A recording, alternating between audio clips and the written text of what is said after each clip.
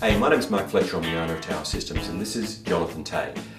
Jonathan has had a lot of experience with our company installing systems, so we're just going to have a chat about some of the processes and some of the things he encounters when he's installing systems. So, when you put a system in and you're training people, what are the kind of fears that people have that you need to deal with as a trainer? Typically, it's the change. I think the unknown change that they don't know how much work they have to do, or they just have this concept of the new system is going to take longer because they have to relearn everything again. So how do you address those concerns that they have, that they think it's going to be harder to use? Well, normally I say to most of them, the system is pretty simple, and it's also one of those things that you just keep doing it every day, so you get used to it over time. Mm-hmm. The other thing as well is sort of reassure them, we are there with them to just help them to get through all the obstacles. And pretty much everything is resolvable if we work on it. So imagine you're training a small business owner who's never had a computer system before.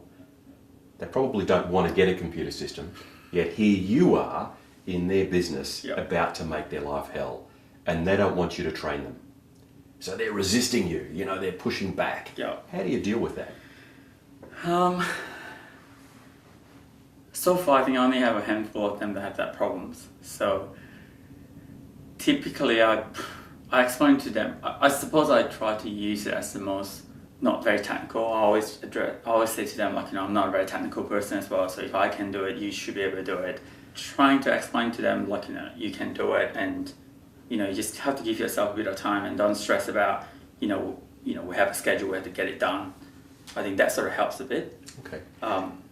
So these businesses where you train, and the owners you train, and the staff you train, you go and train them, and then you leave, and they're on their own. Yeah. When they say to you, Johnny, don't leave. I want you to be here to help me deal with this. Yeah.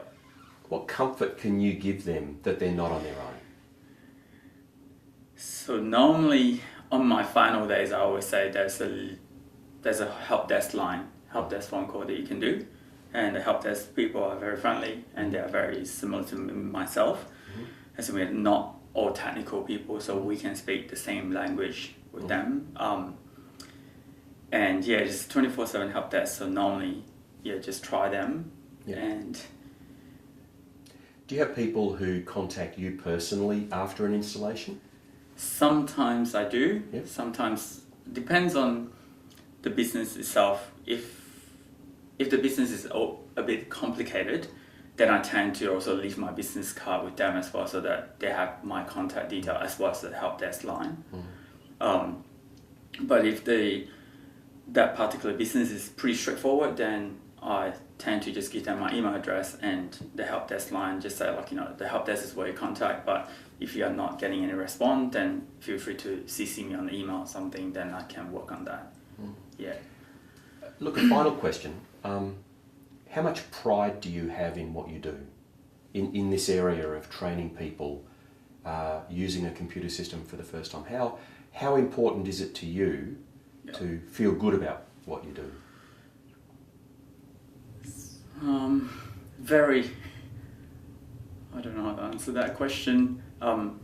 For me, it's very important when I walked out that I feel good about the install. Yeah. And also the fact that if they really love the software and I manage to resolve everything I need to do with the business, it's a sense of achievement for me that they are fully using the software and they're happy with the whole process, the trainings, and also, knowing that they're going to move forward with the software or they're going to expand, that's made me feel, even better. Mm. Yeah. So I think it is very important. And